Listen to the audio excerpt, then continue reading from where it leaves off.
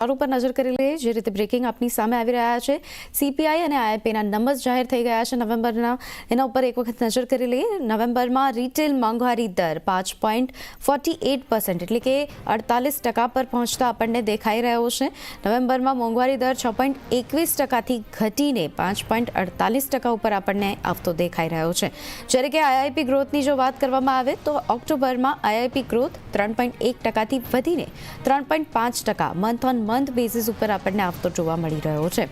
તો ઓક્ટોબરમાં industrial growth 3.5% ઉપર આપણને આવતો દેખાઈ રહ્યો છે એટલે કે એક બાજુ જ્યારે વાત કરી લઈએ નવેમ્બરમાં રિટેલ મોંઘવારી દર જે હતો એ 5.5નું અનુમાન હતું એની સામે 5.48% ઉપર આપણને આવતો દેખાઈ રહ્યો છે અને ઓક્ટોબરમાં ઇન્ડસ્ટ્રીયલ ગ્રોથની જો વાત કરવામાં આવે તો 3.5% અનુમાનની સામે 3.5% અનુમાન ઉપર જ આપણને આવતું દેખાઈ રહ્યું છે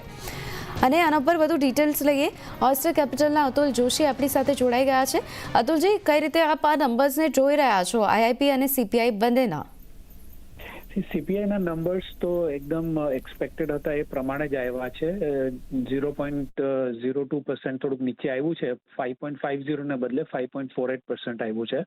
બટ એબ્સોલ્યુટલી ઇન લાઇન આવ્યા છે અને આનું બેઝિક કારણ જે હતું એ વેજીટેબલ્સમાં આપણને જે ઇન્ફ્લેશન જોવા મળ્યું હતું ફૂડ એન્ડ વેજીટેબલ્સમાં એ ઇન્ફ્લેશન નીચેની બાજુ આવી ગયું છે કારણ કે જે સ્પાઇક હતી એ ઓલમોસ્ટ 40% પ્લસની હતી એટલે નોર્મલાઇઝેશન જેમ થતું ગયું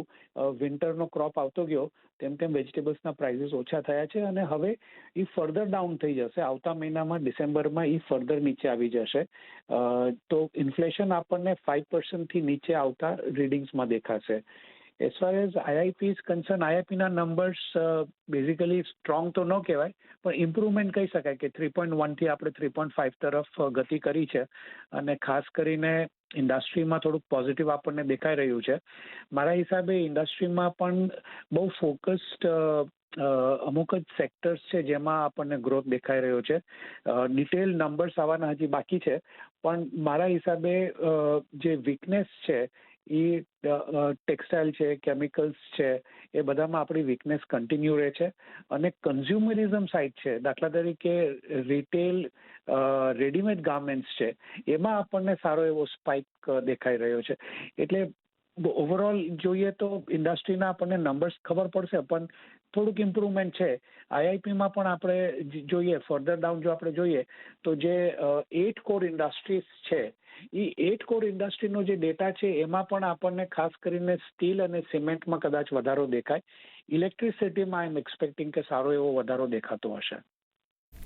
બિલકુલ તો જે રીતના નંબર્સ આવી રહ્યા છે અનુમાન અનુસાર નંબર્સ આવતા દેખાઈ રહ્યા છે અને ઇન્ડસ્ટ્રીયલ પ્રોડક્શનની જો વાત કરવામાં આવે તો ત્યાં પણ થોડોક એવો ગ્રોથ જે છે તે દેખાઈ રહ્યો છે અતુલજી આભાર આપ અમારી સાથે જોડાયા અને આ ચર્ચા કરી એના માટે સાથે